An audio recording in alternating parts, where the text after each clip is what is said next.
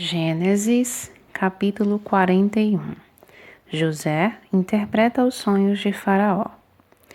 Passados 2 anos completos, Faraó teve um sonho.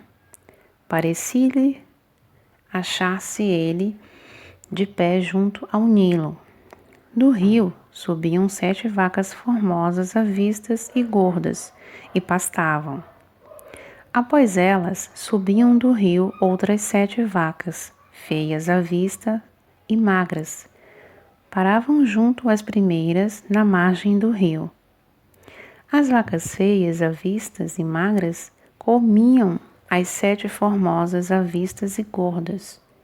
Então acordou o Faraó. Tornando a dormir, sonhou outra vez. De uma só haste saíam 7 espigas cheias e boas, e após elas nasciam 7 espigas mirradas, crestadas do vento oriental. As espigas mirradas devoravam as 7 espigas grandes e cheias. Então acordou o Faraó. Fora isto um sonho. De manhã, achando-se ele de espírito perturbado, mandou chamar todos os magos do Egito e todos os seus sábios e lhes contou os sonhos, mas ninguém havia que lhes interpretasse.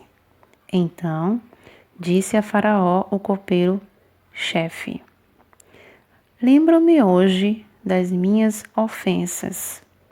Estando Faraó muito indignado contra os seus servos, e pondo-me sob prisão na casa do comandante da guarda, a mim e ao padeiro-chefe, tivemos um sonho na mesma noite, eu e ele. Sonhamos, e cada sonho com a sua própria significação. Achava-se conosco um jovem hebreu, servo do comandante da guarda. Contamos a ele os nossos sonhos, e ele nos interpretou a cada um segundo o seu sonho. E como nos interpretou, assim mesmo se deu. Eu fui restituído ao meu cargo e o outro foi enforcado. Então Faraó mandou chamar a José e o fizeram sair à pressa da masmorra. Ele se barbeou, mudou de roupa e foi apresentar-se a Faraó. Este lhe disse: Tive um sonho, e não há quem interprete.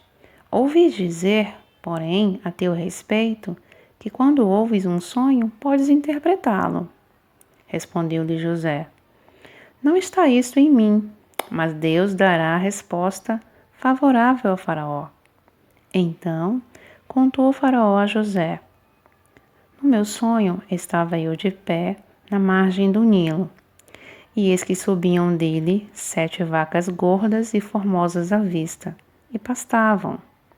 Após estas, subiam outras vacas fracas, muito feias à vista e magras. Nunca vi outras assim, disformes, em toda a terra do Egito. E as vacas magras e ruins comiam as primeiras 7 gordas, e depois de as terem engolido, não davam aparência de as terem devorado, pois o seu aspecto continuava ruim, como no princípio. Então acordei. Depois vi em meu sonho que 7 espigas saíam da mesma haste, cheias e boas. Após elas, nasceram 7 espigas secas, mirradas e crestadas do vento oriental. As 7 espigas mirradas devoravam as 7 espigas boas. Contei-o aos magos, mas ninguém houve que me interpretasse. Então lhe respondeu José: O sonho de Faraó é apenas um. Deus manifestou a Faraó o que há de fazer. As 7 vacas boas serão 7 anos. As 7 espigas boas também 7 anos. O sonho é um só. As 7 vacas magras e feias, que subiam após as primeiras, serão 7 anos, bem como as 7 espigas mirradas e crestadas do vento oriental, serão 7 anos de fome. Esta é a palavra como acabo de dizer a Faraó, que Deus manifestou a Faraó o que há de fazer. Eis aí vem 7 anos de grande abundância por toda a terra do Egito. Seguir-se-ão 7 anos de fome, e toda aquela abundância será esquecida na terra do Egito, e a fome consumirá a terra. E não será lembrada a abundância na terra, em vista da fome que seguirá, porque será gravíssima. O sonho de Faraó foi duplicado porque a coisa é estabelecida por Deus, e Deus se apressa a fazê-la. Agora, pois, escolha Faraó um homem ajuizado e sábio, e o ponha sobre a terra do Egito. Faça isso, Faraó, e ponha administradores sobre a terra, e tome a 5ª parte dos frutos da terra do Egito nos 7 anos de fartura. Ajuntem os administradores toda a colheita dos bons anos que virão. Recolham cereal debaixo do poder de Faraó para mantimentos nas cidades e os guardem. Assim, o mantimento será para abastecer a terra nos 7 anos da fome que haverá no Egito, para que a terra não pereça de fome. José como governador do Egito. Versículo 37. O conselho foi agradável a Faraó e a todos os seus oficiais. Disse Faraó aos seus oficiais: Acharíamos porventura homem como este em quem há o Espírito de Deus?